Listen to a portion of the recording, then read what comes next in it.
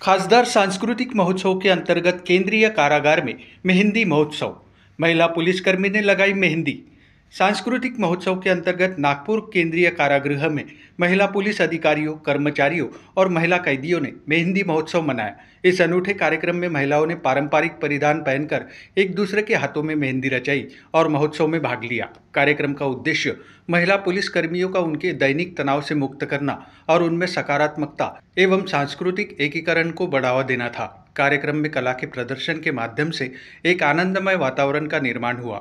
सांस्कृतिक महोत्सव समिति द्वारा आयोजित मेहंदी महोत्सव ने कारागार में महिला पुलिसकर्मियों में एक नई चेतना का संचार किया। उपस्थित अधिकारियों ने इस पहल की सराहना की और कहा कि यह सांस्कृतिक कार्यक्रम कामकाजी महिलाओं को सामाजिक और मानसिक ऊर्जा प्रदान करता है। सांस्कृतिक महोत्सव मेहंदी प्रोग्राम में आकर कंचनताई गडकरी मुख्य अतिथि के रूप में उपस्थित थी।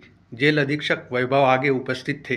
कार्यक्रम में कारागार परिसर में कैदियों द्वारा निर्मित उत्पादों की एक प्रदर्शनी और बिक्री केंद्र तथा एक दिवाली मेला का भी उद्घाटन किया गया। सर्वप्रथम सगळ्यांना मी दिवाळीच्या खूप खूप शुभेच्छा देते।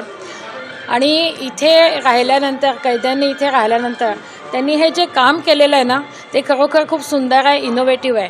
कारण त्यांच्या मनामध्ये त्यांचा जो अपराधीपणाचा भाव असतो तो भाव मला असं वाटतं जेव्हा हे ते काम करतात तो भाव निघून जातो आणि त्या विचारांमध्ये कैदी त्याच्यामध्ये विचारांमध्ये गेल्यानंतर त्यांना एक वेगळं वैचारिक त्यांना थोडंसं मार्गदिशा मिळत असेल आहे। त्याच्यामुळे ते हे जे तो सुंदर शुभ काम त्यांनी केलेलं आहे, मग तो टॉवेल विणणं असो, पिशवी शिवणं असो, आसन असो किंवा सुतारकाम असो, अतिशय छान काम त्यांनी इथे केलेलं आहे।